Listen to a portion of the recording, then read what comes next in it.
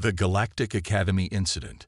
The Galactic Academy of Sciences stood as a beacon of interstellar cooperation, its crystalline spires reaching towards the purple sky of Nexus Prime. Within its halls, students from 1,000 worlds pursued knowledge, each bringing unique perspectives shaped by their home planets. On this particular day, an air of excitement and apprehension permeated the Academy's main atrium. Clusters of alien students whispered amongst themselves, their varied anatomies creating a living tapestry of tentacles, tails, and bioluminescent patterns. "I heard it's arriving today," chirped Zix-Zax, an avian being with iridescent feathers. The human. Gloop, a gelatinous entity, rippled with nervous energy. "But aren't they from a Deathworld? Is it safe to have one here?" Their conversation was cut short as the atrium's main doors slid open with a soft hiss. All eyes, stalks, and sensory organs turned to witness the arrival of Alex Chen, the first human exchange student in the Academy's history. Alex stepped into the atrium, backpack slung over one shoulder, and paused to take in the scene. To the assembled aliens, the human appeared both familiar and deeply alien. 2 arms, 2 legs, a head with 2 eyes, a basic body plan shared by many species. Yet there was something unsettling about the way Alex moved, a fluid grace that hinted at coiled strength. Professor Xylith, the Academy's headmaster, glided forward on a cushion of levitating spores. "Welcome, Alex Chen of Earth. We are honored to have you join us at the Galactic Academy." Alex smiled, a gesture that caused several nearby students to flinch. "Thank you, Professor. I'm excited to be here and learn alongside students from across the galaxy." As Alex was led away for orientation, the atrium erupted into excited chatter. "Did you see how it moved?" Zix-Zax fluffed his feathers. "So predatory." Gloop extended a pseudopod thoughtfully, but it seemed polite enough. Maybe the stories about humans are exaggerated. Little did they know, those stories were about to be put to the test. The following week, Alex joined Professor Krillix's xenobiology class. The lab was filled with an assortment of alien students, each adapting the workspace to their unique physiologies. Alex took a seat next to Zix-Zax, who tried to hide his nervousness by preening his feathers. Today, Professor Krillix's voice reverberated through his throat sacs. "We will be studying the effects of varying gravitational forces on different cellular structures. Please divide into pairs and collect your assigned samples." Alex turned to Zix-Zax. "Partners?" The avian alien nodded, his head crest rising slightly. "Ah yes, that would be acceptable." As they worked, Zix-Zax couldn't help but pepper Alex with questions.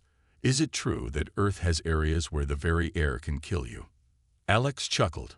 "Well, we have deserts where you can die of dehydration pretty quickly, and some volcanoes emit toxic gases, but most of Earth is quite livable. For us, anyway." Their conversation was interrupted by a commotion at the front of the lab.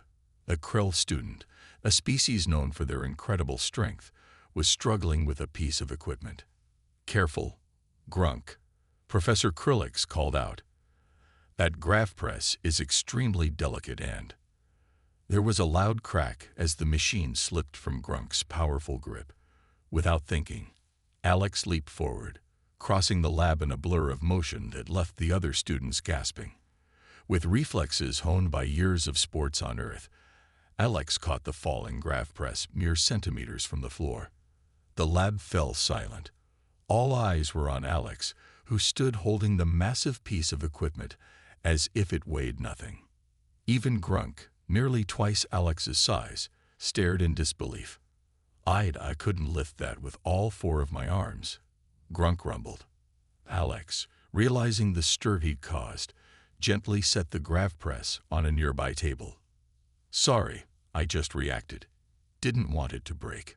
Professor Krillix's throat sacs pulsated rapidly, a sign of extreme agitation.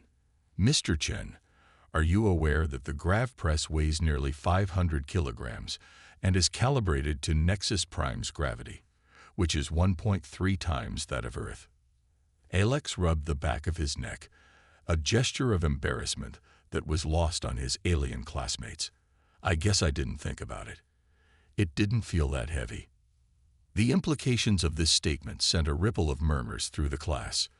Zig-Zag's feathers stood on end, his earlier nervousness returning tenfold. Class dismissed. Professor Krillix announced abruptly, "Mr. Chen, please remain behind. We need to discuss this incident."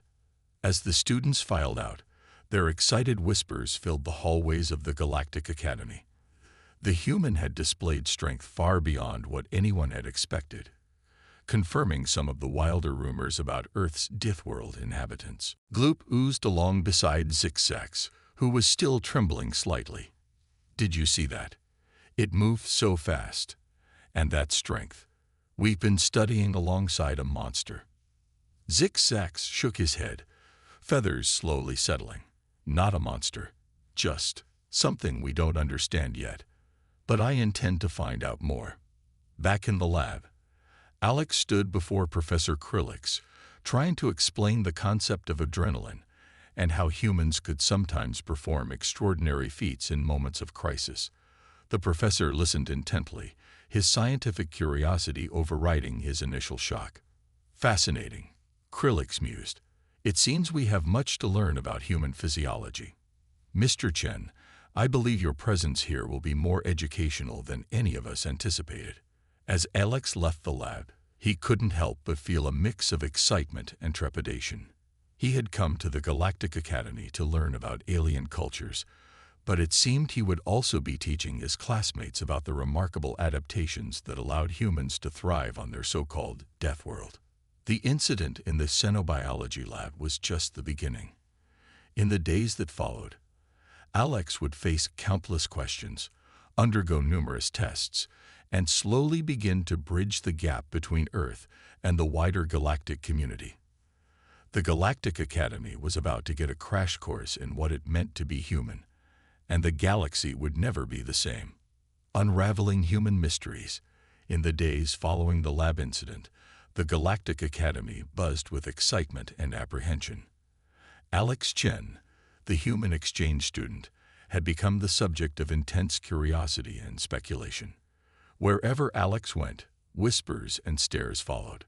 The Academy's grand library, a vast repository of knowledge from across the galaxy, had never been so busy. Students from every species pored over holographic displays and ancient tomes, searching for information about Earth and its inhabitants. Zig-Zag sat at a study pod, his feathers ruffled in concentration as he scrolled through an article on human physiology. Gloop oozed nearby, absorbing information through osmosis from a data crystal. "Did you know," Zig-Zag chirped excitedly, "that humans can regenerate their liver? They can lose up to 75% of it. And it will grow back." Gloop rippled in surprise. "Fascinating. My species can regenerate our entire bodies, but we're essentially slime. Humans are so solid. How do they do it?" Their discussion was interrupted by Alex's arrival. The human smiled, causing nearby students to flinch involuntarily. "Mind if I join you?" Zig-Zag's head crest rose in a mixture of excitement and nervousness. "Please sit. We were just discussing human biology. Is it true you only have one heart? How do you survive with such redundancy?" Alex chuckled, taking the seat. "One heart is usually enough for us. But you're right, we don't have much redundancy. We've had to evolve other ways to survive." Gloop extended a curious pseudopod. "Like your incredible strength. We've been reading about Earth's gravity. It's much stronger than most habitable worlds." "That's part of it," Alex nodded. "Earth's gravity has shaped our evolution. We've developed dense muscles and strong bones to cope with it.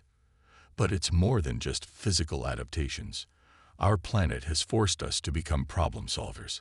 A small crowd had gathered around their study pod, alien students listening intently to Alex's words. "Earth is beautiful, but it can be harsh," Alex continued. "We have deserts where the heat can kill you in hours, Arctic wastes where the cold is just as deadly, oceans that can swallow entire cities, and everything in between. Humans have had to adapt to every environment. Zax's eyes widened. But how do you survive in such diverse conditions? Surely no single species could evolve to handle all of that. Alex smiled, a gesture that was becoming less frightening to his alien classmates. We use our minds. We create tools, build shelters, develop technologies. When we can't adapt physically, we adapt our environment or find ways to protect ourselves from it. A Vexillian student, its crystalline body refracting light in mesmerizing patterns, chimed in. Is it true that humans intentionally expose themselves to danger for fun? The gathered aliens leaned in, eager to hear the answer. Alex laughed. Well, yes, some of us do. We call it extreme sports or thrill-seeking. Skydiving, rock climbing, deep-sea diving.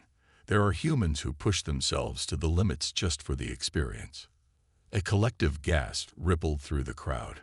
The concept of voluntarily facing danger was alien to many species, whose evolutionary instincts prioritized safety and survival above all else.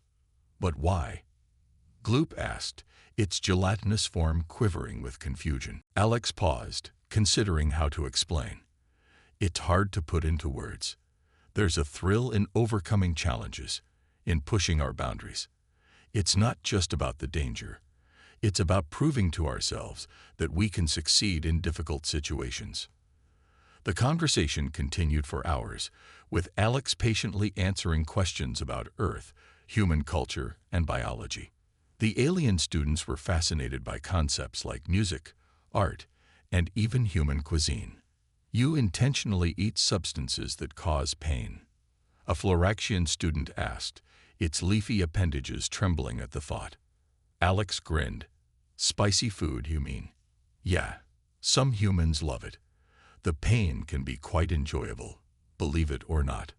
As the impromptu session wound down, Professor Xylith approached the group.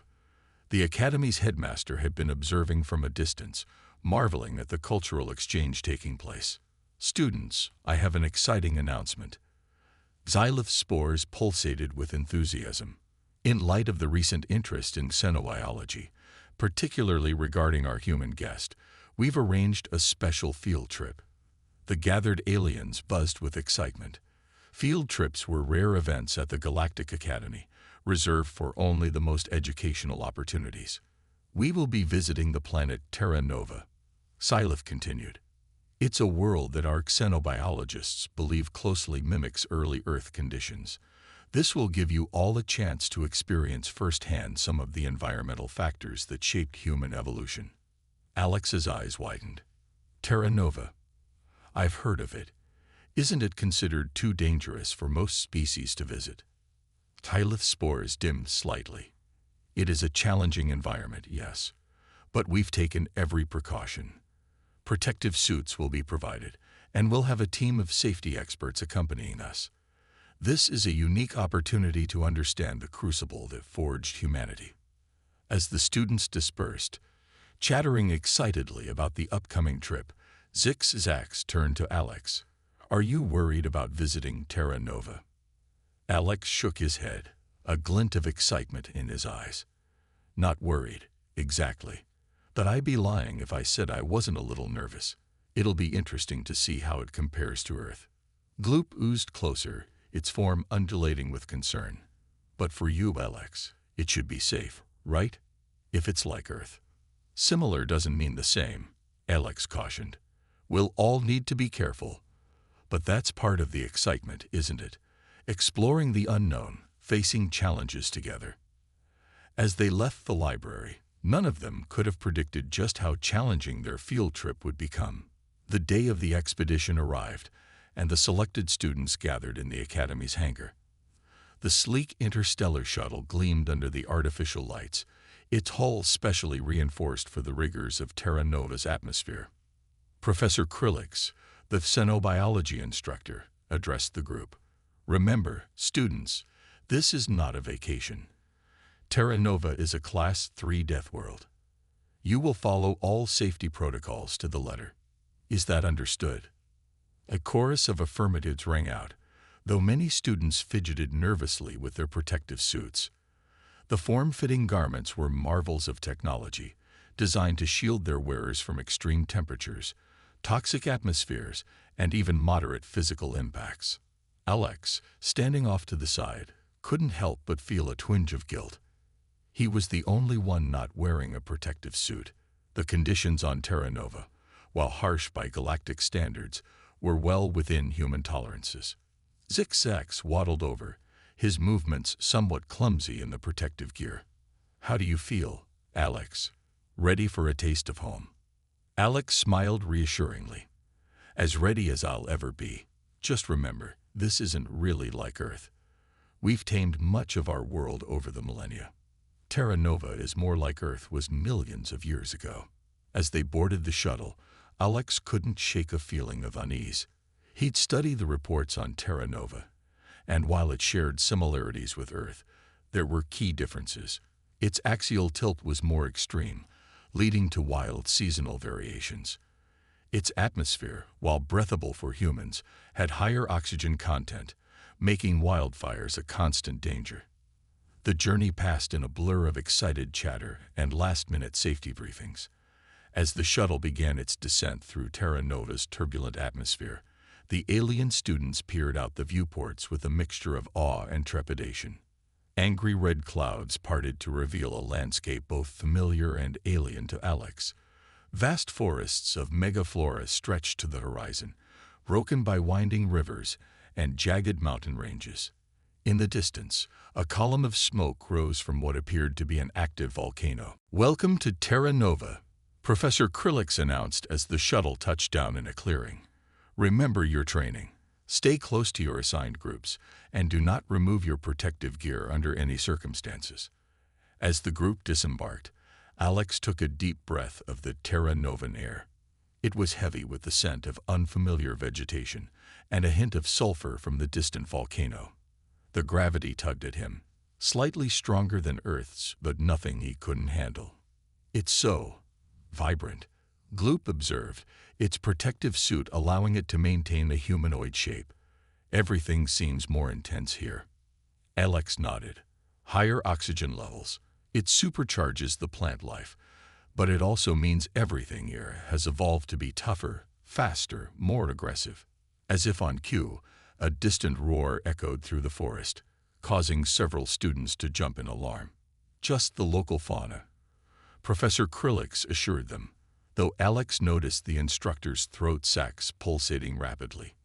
"Nothing to worry about. We're well outside their territories."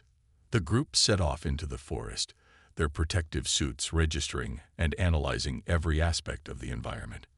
Alex found himself falling into old habits, scanning the surroundings for potential threats or resources. It was instinctual, a legacy of his species' evolution on a world not too dissimilar from this one. As they walked, the alien students peppered Alex with questions. "Is this what Earth's gravity feels like? Are Earth's plants this large? How do you handle the constant threat of predators?" Alex answered as best he could, trying to bridge the gap between their perceptions and the reality of human existence. "Earth has places like this, but most of our world isn't quite so primal anymore. We've shaped our environment over thousands of years." Zix, who had been uncharacteristically quiet, suddenly spoke up. "I think I understand now why humans are the way they are. This world, it demands strength, doesn't it? Not just physical strength, but mental toughness." Alex nodded, impressed by the insight. "That's a good way to put it. Earth forced us to be adaptable, to never stop pushing our limits. It's not about being the strongest or the fastest. It's about being clever, working together, and never giving up." As they crested a hill, the group paused to take in the breathtaking view. The vast plain stretched before them, dotted with herds of massive six-legged herbivores. In the distance, the volcano loomed, a plume of ash rising into the crimson sky. Professor Krillix consulted his datapad. "We'll make camp here for the night. The force field generators will keep us safe from any curious wildlife." As the alien students began setting up the camp with a mixture of excitement and nervousness, Alex couldn't shake a growing sense of unease. Something about the volcano's activity didn't seem right. He'd studied enough Earth geology to know that the ash cloud was behaving oddly. "Professor," Alex called out, "has that volcano been monitored for long? Its eruption pattern seems erratic." Krillick's eyes swiveled towards the distant peak. "It's been dormant for centuries, according to our records." "Why do you ask?" Before Alex could answer, the ground beneath their feet trembled. A low rumble, more felt than heard, rippled through the air. "Everyone, stay calm," Krillick's ordered, but there was a note of panic in his voice. The rumbling intensified. In the distance, the herds of animals began to stampede, their thunderous footfalls adding to the growing chaos. Alex's survival instincts kicked into high gear. "We need to move now. That volcano's about to blow, and I don't think your force fields are rated for pyroclastic flow." As if in response to his words, the volcano's peak exploded in a spectacular display of fire and ash. The sky darkened, and a wall of superheated gas and debris began racing towards them.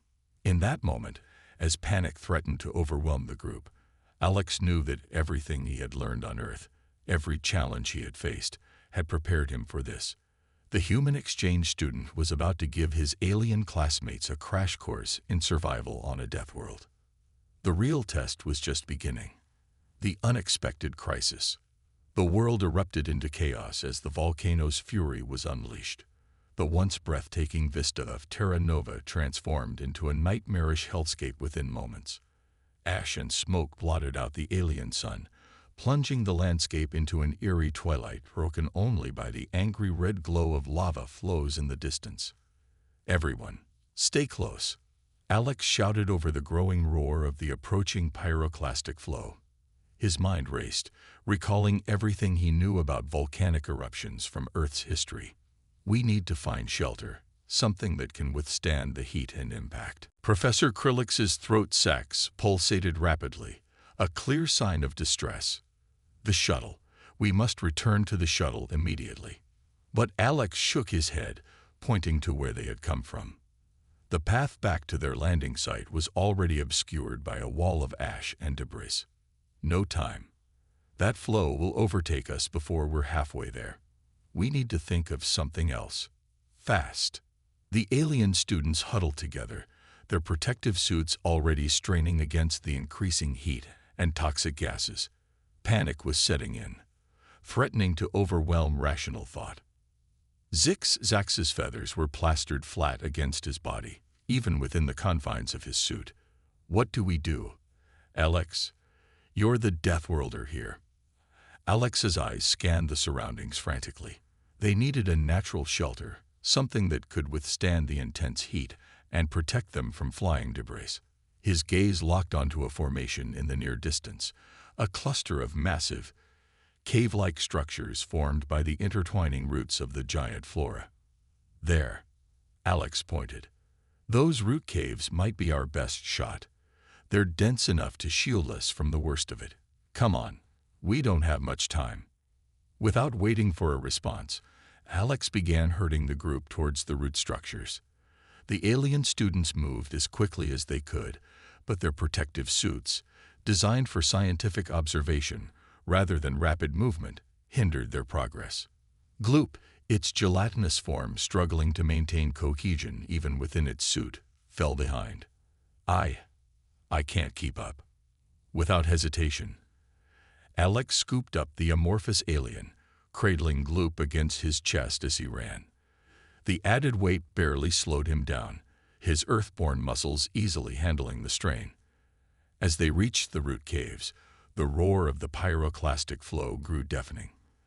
Alex ushered everyone inside, doing a quick head count to ensure no one had been left behind.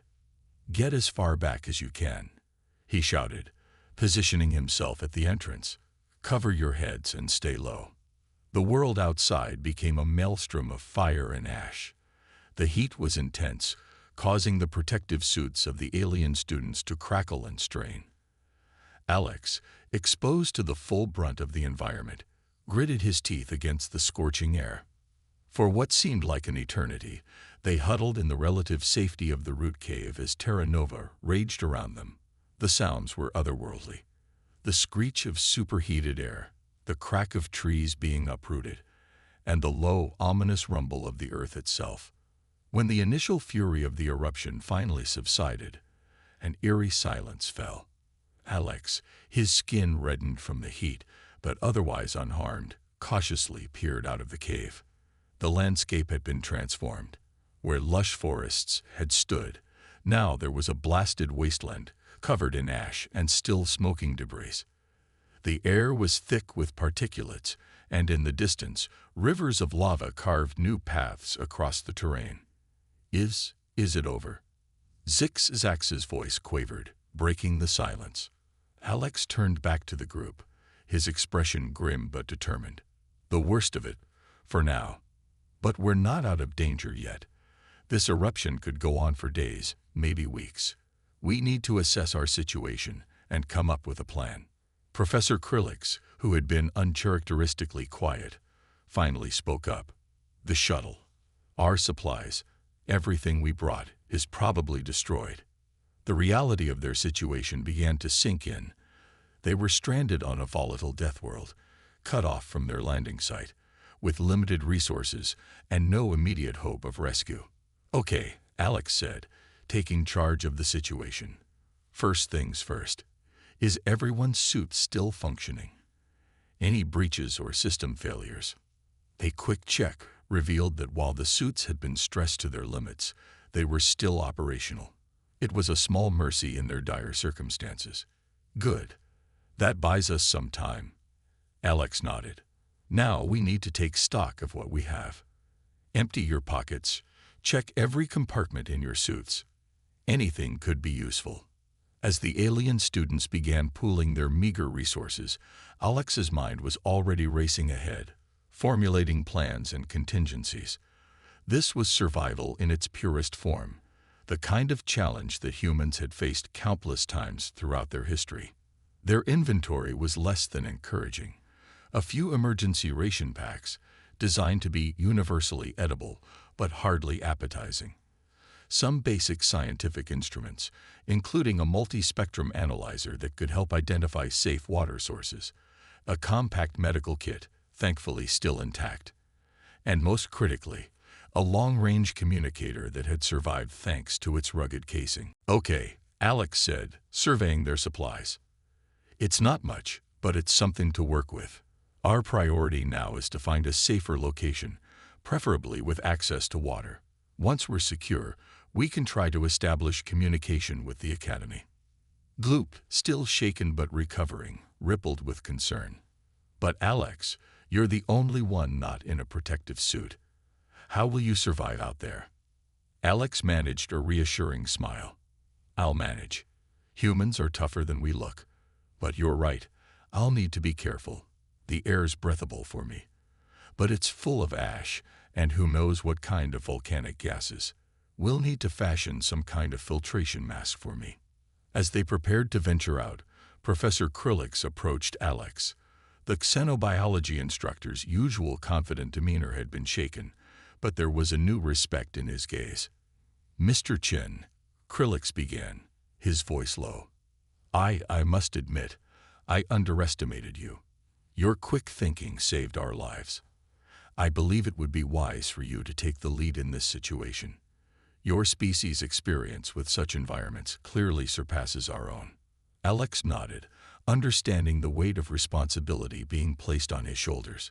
We'll get through this together, Professor. Each of us has something to contribute. This is what humans do best, adapt and overcome. With a makeshift filtration mask fashioned from parts of the medical kit and some fibrous material from the root cave, Alex led the group out into the transformed landscape of Terra Nova. The going was tough. The ash-covered ground was treacherous, hiding pitfalls and still hot debris. The alien students, unused to such harsh conditions, even with their protective suits, struggled to keep pace. Remember, Alex called out as they navigated a particularly difficult stretch. Step where I step. Watch for changes in the color of the ash.